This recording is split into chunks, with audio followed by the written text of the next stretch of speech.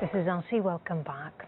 Up to 100 journalists and editors at the Associated Press have been targeted in a massive U.S. government spy operation against the news service.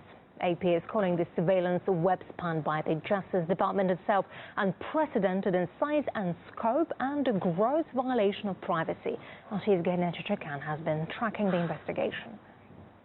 The U.S. Justice Department secretly obtained 2 months of telephone records, targeting AP reporters and editors' work and personal phone numbers. AP believes more than 100 of its journalists may have been caught up in this surveillance sweep. The AP boss called it a massive and unprecedented intrusion into how news organizations operate. The Justice Department acknowledged having spied on AP journalists, but would not say why it sought the records. They cited an ongoing investigation. AP's president said the government sought and obtained information far beyond anything that could be justified by any specific investigation.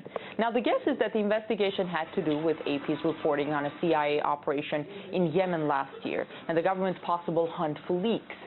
The administration's unprecedented hunt for leaks has had an enormous chilling effect on investigative journalism. A number of journalists with major news organizations here told me that it's never been as hard for them to do their job as it is now, because sources that they had previously communicated with now either don't return their calls or say out front that they'd rather not talk than go to jail. The Obama administration has brought up more cases against whistleblowers than all previous presidents combined. Now, as the news emerged that the Justice Department has secretly cast this wide surveillance net on journalists looking for we still don't know what, the White House says it knows nothing about this and refers to the Justice Department. And the Justice Department, having acknowledged the phone taps, came up with what some saw as an Orwellian response. They said that they value the freedom of the press and that they're seeking to strike the right balance between the public interest in the free flow of information and the public interest in the fair and effective administration of our criminal laws. That's according to their statement.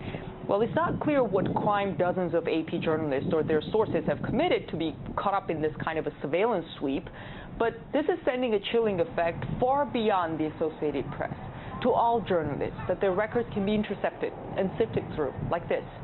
And also made some wish U.S. authorities had used some of that surveillance vigor to keep an eye on someone like Tamerlan Tsarnaev, the Boston bomber, after all those red flags.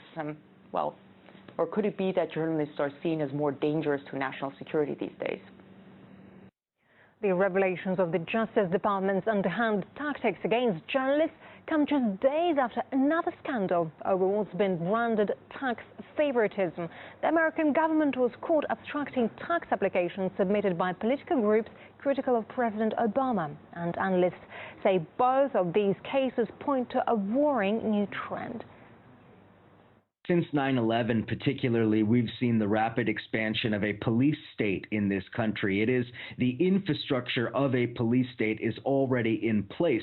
So the restricting of the flow of information by the government and its various mouthpieces, this is part of this creeping police state. And what I want to stress is that the Obama administration, perhaps more so than any administration before it, has been vehemently persecuting whistleblowers of all kind, lest we forget Bradley Manning or the countless other whistleblowers who have been thrown in prison or otherwise intimidated. And I think that this is the real hidden side of this story, that the Obama administration wants to control the flow of information in order to restrict the truth from getting out. And we also spoke to activist Caleb Maupin, who believes that the surveillance of AP reporters shows the U.S. government's hypocritical approach to press freedom. It flies in the face of everything Obama campaigned on about protecting the press, protecting whistleblowers.